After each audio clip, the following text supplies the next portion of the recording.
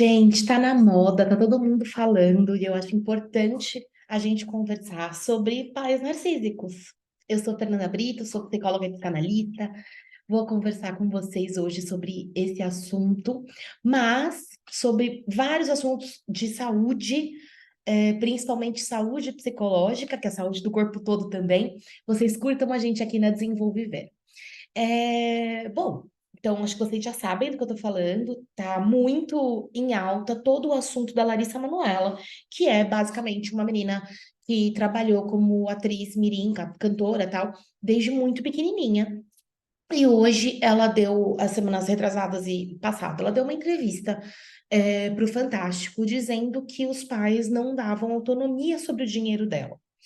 E aqui, como a gente não escutou os dois lados e como psicologicamente é muito difícil dizer só por notícias da televisão ou só por passagens na vida, é muito difícil, e nem podemos dar um diagnóstico sobre e dizer, não, os pais dela são pais narcisistas, sim.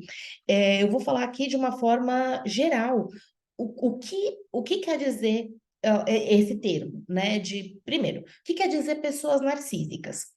É óbvio que quando a gente fala de termos psicológicos, né, termos utilizados dentro da ciência, da psicologia, é diferente dos termos que a gente usa no Instagram.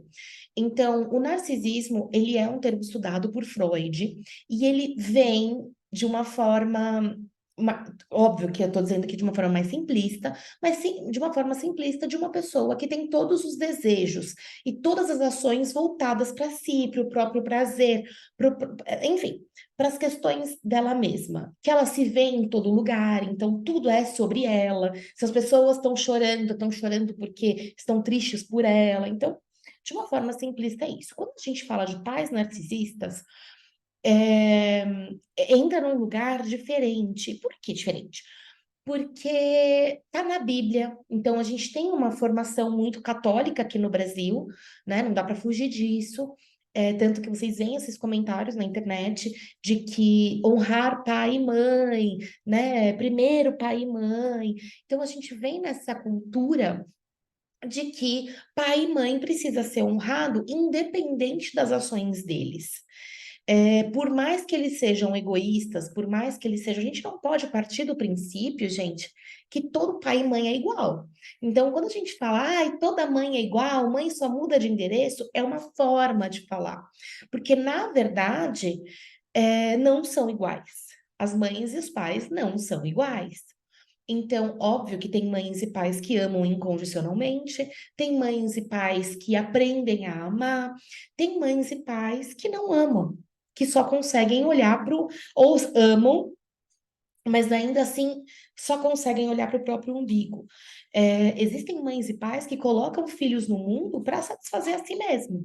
Então, ai, eu vou pôr filho no mundo e ele vai me sustentar quando eu for velha, porque ele é que vai realizar meus sonhos e é isso. Então, assim, a gente não pode ser tão simplista em dizer assim, não, todo mundo é igual, a mãe dela ama incondicionalmente. Não sabemos, porque existem sim pais que não vão por esse caminho. E a partir dessa afirmação que eu estou passando para vocês, a gente já pode conversar sobre milhões de outros casos.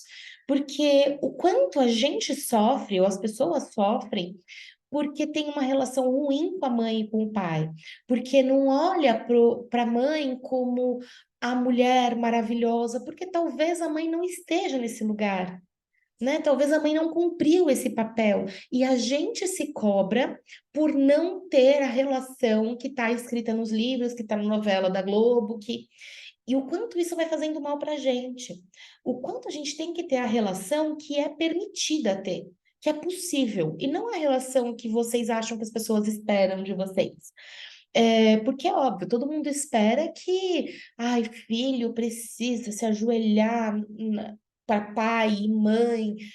E assim, será que todos? Será que precisa essa primeira coisa? Mas será que todos? Será que todos agem da mesma forma? Será que mãe sempre faz pelo bem do filho?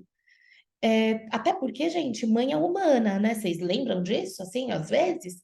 que mãe e pai, antes de serem mães e pais, eles são humanos, eles têm os desejos, os traumas principalmente, as questões deles não desenvolvidas.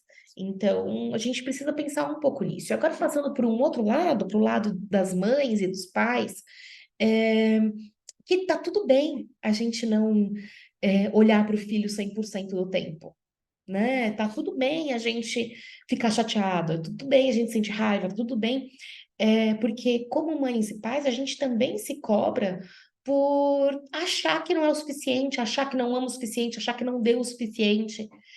E tudo isso precisa ser cuidado. Então, se a gente sai dessa bolha do tem que ser desse jeito, a gente começa a pensar na pluralidade do mundo e a gente vai tirando aos poucos essas cargas que todo mundo coloca e que a gente também às vezes coloca nos outros.